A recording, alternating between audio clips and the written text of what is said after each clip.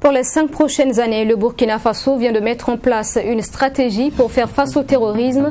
Cette réponse, qui va au-delà de celle militaire jugée limitée par les autorités de la sécurité et de la défense, ils ont insisté sur la nécessité de collaboration entre FDS, gouvernement et population. Les 151 éléments du groupe d'action rapide de surveillance et d'intervention au Sahel Garci 2 ont reçu leur diplôme aujourd'hui. La cérémonie à l'occasion marque la fin d'une formation de 2 mois, une semaine. Les images dans ce journal. Et puis enfin, le réseau des journalistes pour l'habitat, l'urbanisme et l'assainissement était donc un café-débat aujourd'hui. En question, la réforme sur la loi portant promotion immobilière au Burkina. Toutes les précisions dans ce journal. Bonsoir à tous et bienvenue dans cette session d'information. Comme annoncé en titre, le Burkina dispose désormais d'une stratégie nationale de lutte contre le terrorisme. Le document présenté à la presse par les ministres de la Sécurité et de la Défense propose une nouvelle réponse face au terrorisme qui prend en compte plusieurs secteurs et une adhésion de la population. Présentation de cette stratégie donc de la communication ce 27 août. Reportage avec Abdoulaye Migné. La stratégie nationale de lutte contre le terrorisme traduit la vision du gouvernement en matière de lutte contre le terrorisme et s'étend sur une période de 5 ans. Une stratégie élaborée à l'issue de l'évaluation de la menace au Burkina Faso et dans les pays du Sahel. Elle va au-delà de la réponse militaire jugée insuffisante par les ministres de la Défense et de la Sécurité. Il s'agit de prendre en compte les volets développement et aussi diplomatique pour combattre les soutiens des forces du mal. La réponse militaire est une condition nécessaire, mais elle n'est pas suffisante. Et pour cela, nous allons aussi articuler la réponse diplomatique. Elle est importante parce que, comme vous le savez, toute crise intérieure est traversée par une dynamique de soutien extérieur aux belligérants. Donc, à travers cette action, nous allons aussi traquer ceux qui soutiennent les terroristes. Il y a la réponse judiciaire. Vous savez que cette lutte, on doit l'encadrer sur le plan juridique. Cela est très important. Et aussi travailler au respect des droits de nos concitoyens. En plus, la stratégie prend en compte les volets humanitaires, politiques et communicationnels.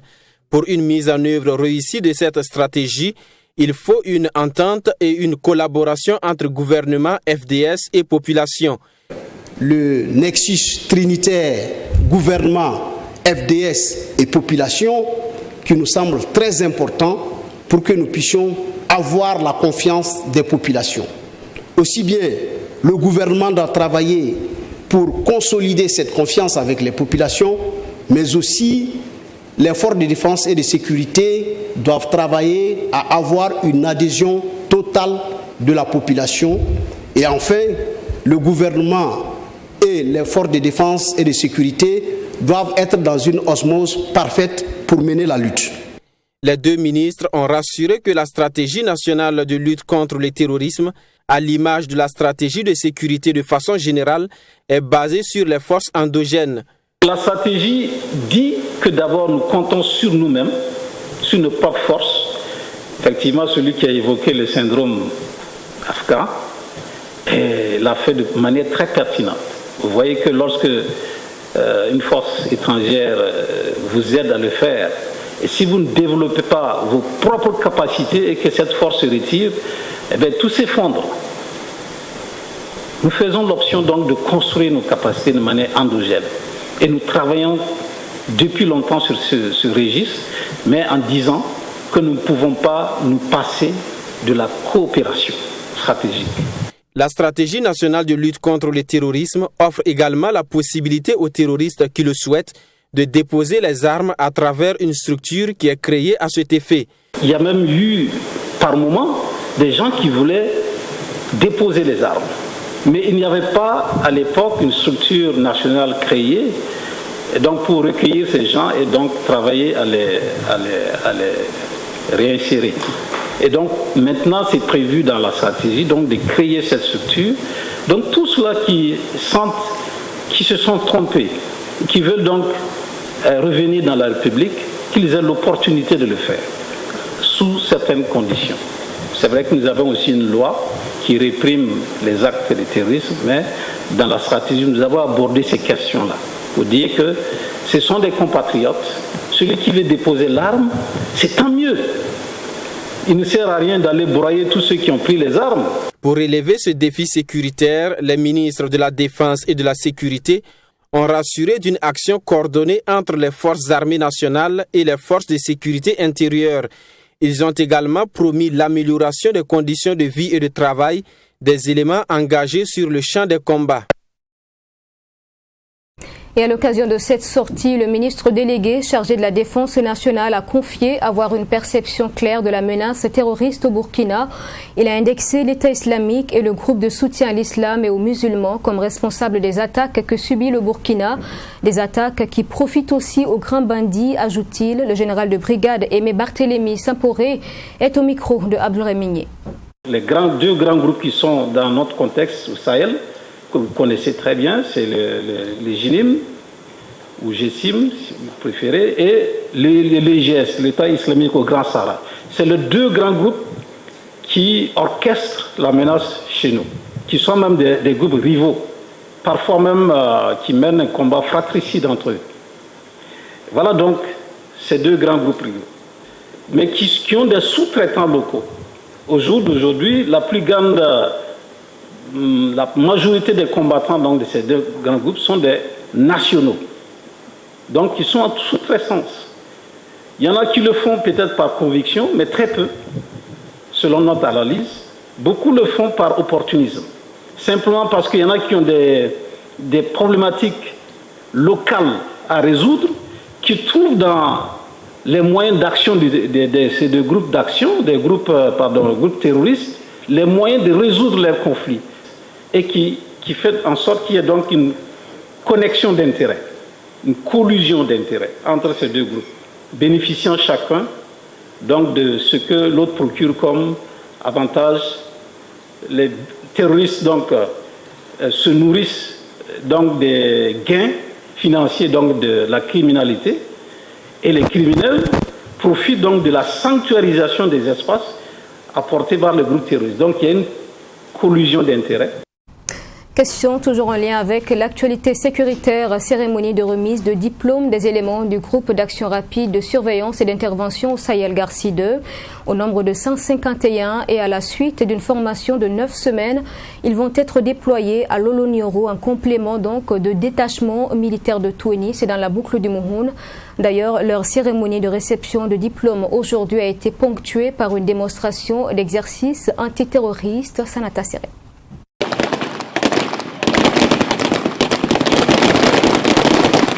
Ce n'est pas un affrontement entre FDS et forces du mal, rassurez-vous. Il s'agit là d'un exercice antiterroriste exécuté par les nouveaux éléments du groupe d'action rapide de surveillance et d'intervention au Sahel, Garci 2. Des exercices notamment sur la maîtrise sans armes de l'adversaire et sur la manière propice de réagir face à une embuscade.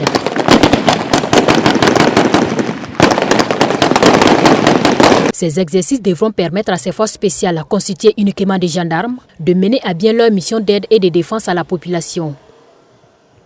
Alors ces techniques permettent aux gendarmes, à l'aide uniquement de ses moyens physiques naturels, c'est-à-dire ses mains, ses bras, sa tête, tout son corps, de pouvoir maîtriser un adversaire qui se présenterait face à lui. Vous avez vu qu'il y a d'abord eu les moyens de déplacement, les méthodes de déplacement en avant, à l'arrière, à gauche, à droite. Ensuite, les coups d'arrêt pour pouvoir arrêter un adversaire qui se projetterait sur vous. Et nous avons eu après les mouvements de contrôle qui consistent à, si vous voulez, neutraliser l'adversaire de manière à ce qu'il ne puisse plus être un danger pour lui et pour le gendarme en question. Ce type d'exercice, il les donne la capacité de réagir de la manière plus efficace, plus professionnelle possible à une attaque une embuscade, comme on a vu ces derniers mois, qui ont reçu les unités RARCI. Donc pendant l'exercice, on a vu comment est-ce qu'ils ont fait face à l'embuscade, et aussi un petit exercice de premiers secours qui vont les permettre de sauver beaucoup de vies en combat, d'accord, parce que quand nous sommes sur le terrain, il n'y a pas la possibilité d'avoir d'ambulances, de médecins, d'hôpitaux. Donc ils ont vraiment réussi une très très bonne formation en premiers secours qui vont les permettre de sauver des vies, bien combattre les blessés, les possibles blessés qu'il peut y avoir dans une embuscade de l'ennemi. C'est une équipe polyvalente qui a bénéficié d'une formation intense de plus de 2 mois en intervention spéciale et professionnelle, d'une formation physique, morale et en droit de l'homme. Ces éléments seront déployés à Lolo-Niro en complément à l'attachement militaire de Toeni. Ce sont des unités qui ont fait leur preuve à Barani et à Tueni. Et c'est pourquoi, dans une perspective d'anticipation, nous allons les déployer dans cet espace du Burkina qui n'est pas encore emballé. Donc notre présence ici manifeste la volonté claire du Burkina Faso de constituer des garcis pour contrer cette menace terroriste. Et ce qui est très important, c'est que ce sont des unités qui ont permis le retour des populations dans des espaces où ils avaient été contraints de quitter sous la menace terroriste. Le projet Garci est un projet financé par l'Union européenne visant à accompagner les efforts du gouvernement burkinabé dans la lutte contre le terrorisme.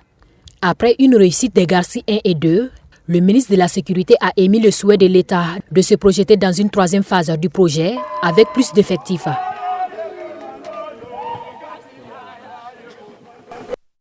Dans la suite de ce journal, le président du Faso a pris part cet après-midi au 4e sommet économique du G20 Compact Africa, une rencontre par visioconférence qui a eu lieu en Allemagne, une occasion de promotion de l'attractivité des investissements privés en Afrique. Les chefs d'État et de gouvernement à ce sommet ont réfléchi sur les stratégies nécessaires donc pour améliorer l'environnement des affaires en Afrique. Nous venons donc d'assister dans un format hybride au 4e sommet donc, des chefs d'État du G20 dans le compact avec l'Afrique, qui est un segment qui a été une initiative qui a été portée par la chancelière Angela Merkel dans le but donc de favoriser et d'attirer les investissements étrangers en Afrique et cela pour nous permettre donc d'avoir une revitalisation des économies africaines et surtout donc le développement de la croissance.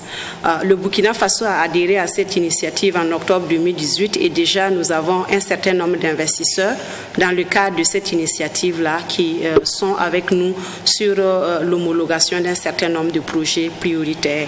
Pour ce qui concerne les échanges de ce soir, ils ont tourné fondamentalement autour donc, du point donc, de la pandémie de la Covid-19 et l'émergence donc, des nouveaux variants, notamment dans le sens donc, des effets pervers que cette crise sanitaire a sur les économies africaines, dans le sens aussi de relever le défi de la couverture vaccinale de la population africaine.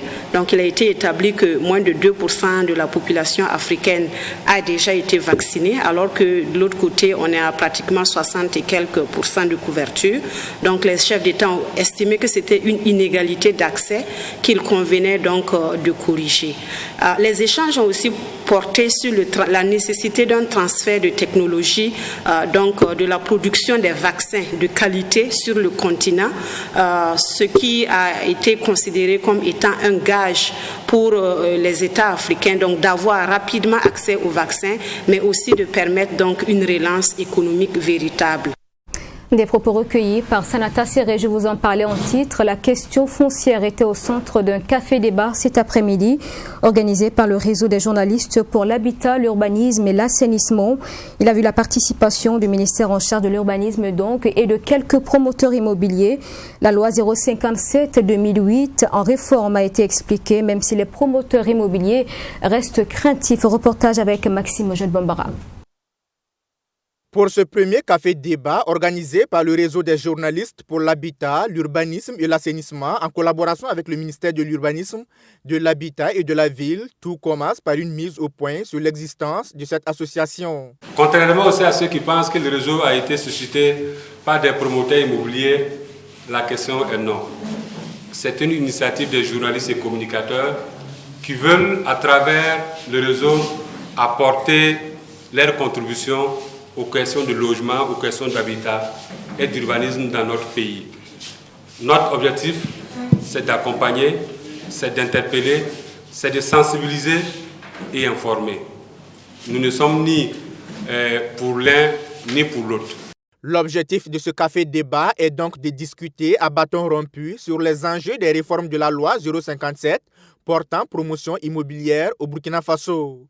Une loi révisée qui, selon le panéliste du jour, intègre des innovations visant à résoudre les insuffisances de l'ancienne loi et partant les problèmes d'accaparement des terres par les promoteurs immobiliers. La promotion immobilière a été redéfinie et exclut désormais les promoteurs immobiliers privés des opérations de lotissement ou de restructuration. Désormais, en principe, un promoteur immobilier privé ne peut plus lotir. De plus, les projets immobiliers ne peuvent plus être réalisés que dans les communes disposant de documents de planification. Les documents de planification, c'est les plans d'occupation des sols, les schémas directeurs d'aménagement et d'urbanisme. Donc, en principe, on ne peut plus aller faire de la promotion immobilière dans une zone qui ne dispose pas de documents de planification. La limitation des superficies aux fins de promotion immobilière a également été retenue dans la loi qui est en train d'être rédigée. Désormais, on ne peut plus faire de la promotion immobilière en principe sur une superficie de plus de 25 hectares. Pour ce dernier, loin d'être une occasion de faire une chasse aux sorcières ou loin d'être une injustice faite aux promoteurs, les réformes de cette loi visent à mieux protéger et légitimer les promoteurs immobiliers. Mais pourquoi donc dérange-t-elle tant? Ce qui fait qu'aujourd'hui, les promoteurs immobiliers pensent qu'on est contre eux, ou disons c'est une chasse aux sorcières, c'est qu'on leur a retiré la possibilité désormais de lotir. Mais il faut préciser, lorsque un promoteur immobilier peut acquérir un terrain de 10 hectares par exemple, pour la réalisation de son projet immobilier, dans ce cadre-là, lorsqu'il s'agit d'un terrain de 10 hectares non parcellé, il a la possibilité de parceller, mais c'est pour aller à la construction du logement.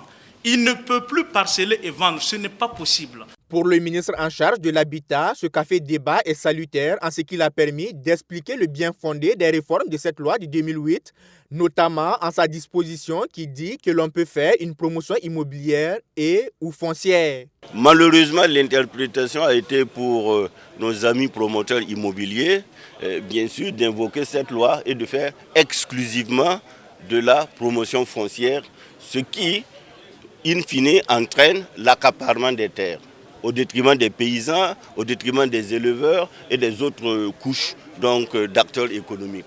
Voilà pourquoi ce café-là, pour moi en tout cas, est très salutaire. Il faut s'en féliciter. Pour les organisateurs de ce café-débat, c'est un pari réussi.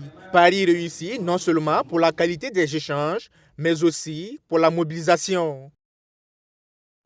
Installation ce vendredi du conseil d'administration de l'Agence nationale d'appui au développement des collectivités territoriales. Les 9 membres qui composent ce conseil vont notamment rédiger un plan stratégique et institutionnel, également procéder à la mise en place de nouveaux guichets de prêts et de garanties notamment. La démarche devrait permettre, selon l'ADCT, de disposer d'un mécanisme unique d'appui technique et financier en direction des collectivités. Mamétriana Kamabou.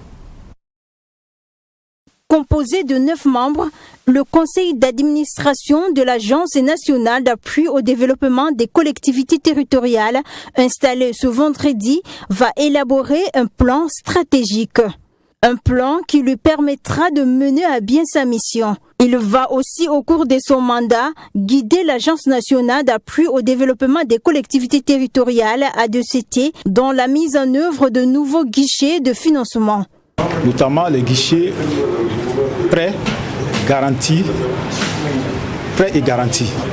Également, il y a le guichet lié à l'appui technique et au renforcement des capacités opérationnelles des collectivités territoriales.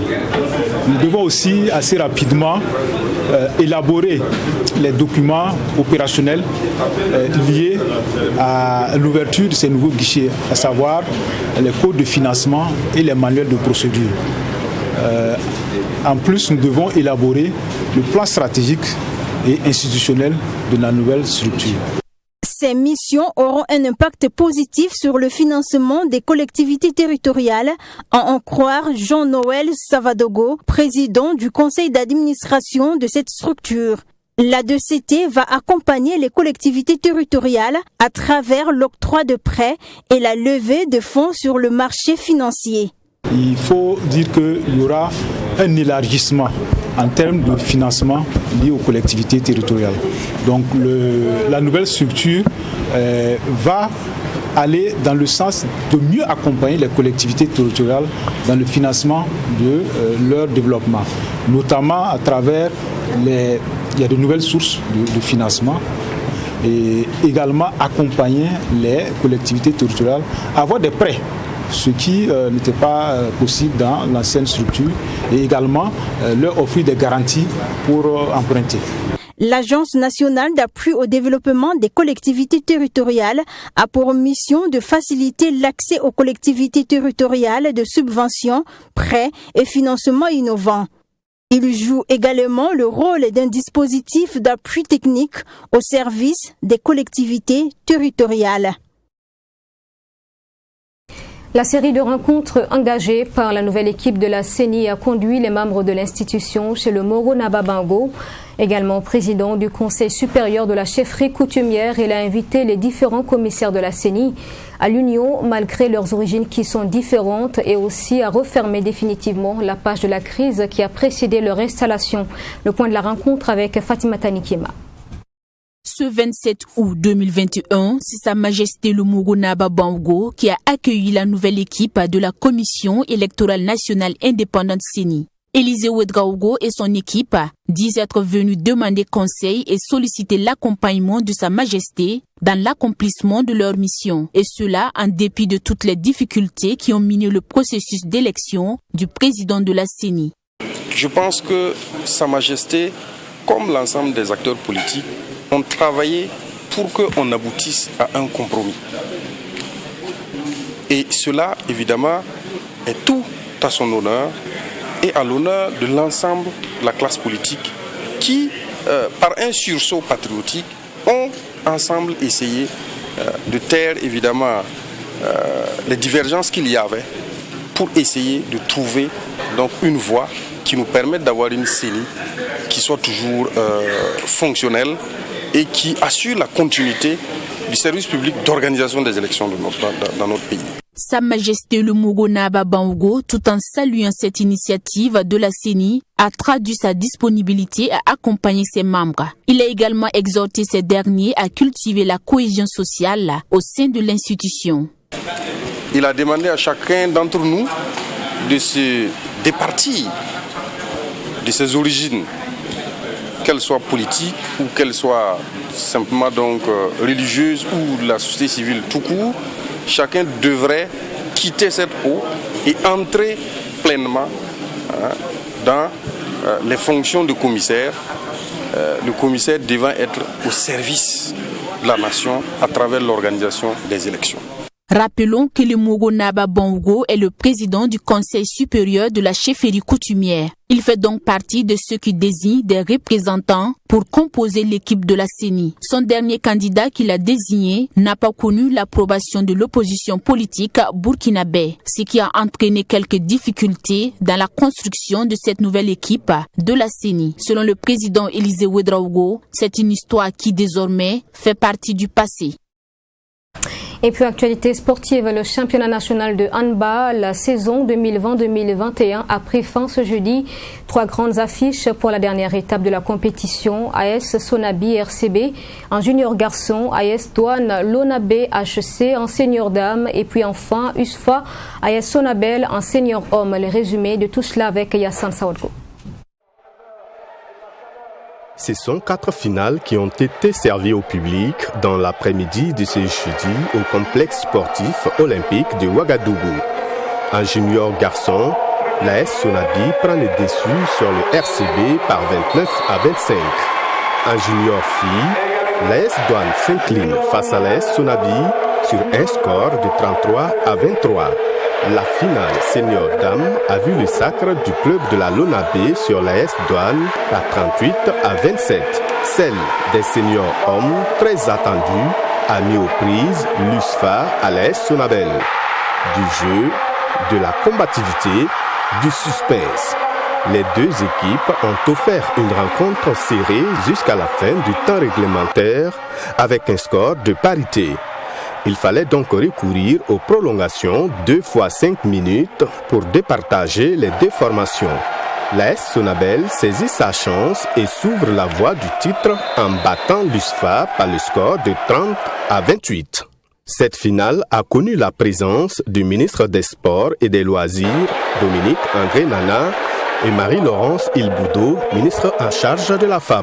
Ils ont félicité l'ensemble des acteurs du handball burkinabé et leur ont promis d'accompagner cette discipline. Fini cette saison, la présidente de la Fédération burkinabé de handball s'est dit satisfaite et donne rendez-vous l'année prochaine pour la saison 2021-2022. Et voilà, c'est la fin de ce journal. Merci de l'avoir suivi. Je vous retrouve demain à 20h pour le dernier rendez-vous de la semaine. Bonsoir.